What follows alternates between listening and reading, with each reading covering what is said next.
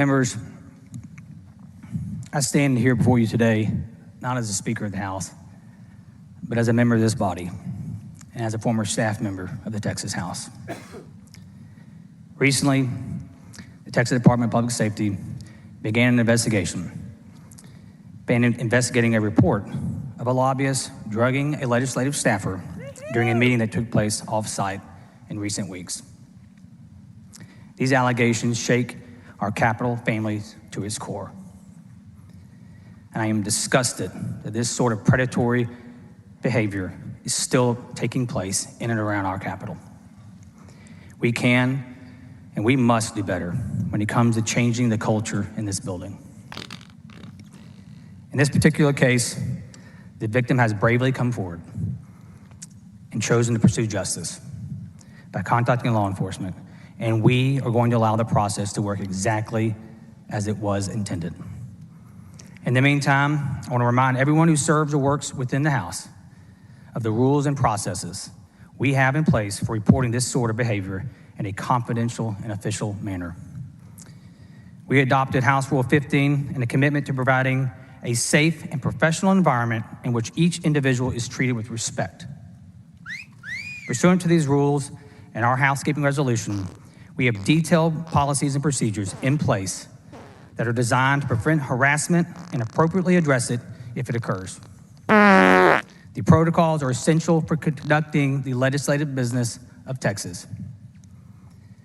Members, officers, and employees of the House who have direct or personal knowledge of harassment in the workplace may file a complaint through the General Investigating Committee, where confidential proceedings may then take place. For too long, the culture of the House has made victims of harassment feel as if they can't or shouldn't come forward because it might ruin their reputation or ruin their career. Victims shouldn't have to decide between their career and coming forward. That has to change.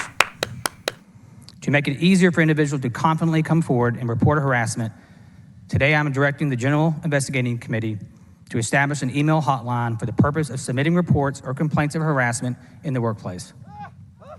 Each House member will be provided with official office signage that includes this email address and encourages members, staff, and visitors to report knowledge or experience of harassment taking place. In years past, we've also required sexual harassment prevention training to be completed virtually by members, staff, and House officers.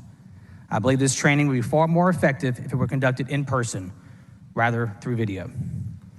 And I have directed the House Administration Committee to begin the process of changing those protocols accordingly. This will apply to all sexual harassment training moving forward. Members, this is just a start. We've come a long way, but we haven't gone far enough.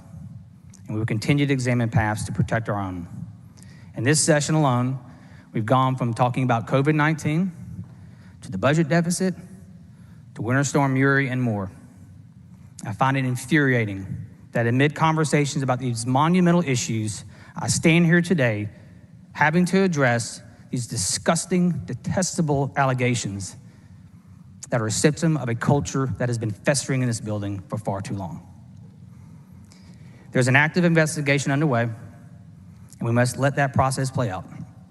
However, this sort of behavior has no place in this Capitol, and moving forward, we can and will do better. By listening to those who speak up, by protecting them when they come forward, and by identifying smarter solutions, and by being mindful of the impacts that these very real scenarios have on people's lives. To the brave victims who have experienced these horrible, senseless acts, we hear you. We're behind you, and you have our commitment and our protection.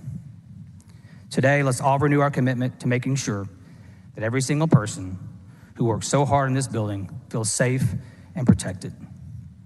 Thank you, members. Mr. Speaker.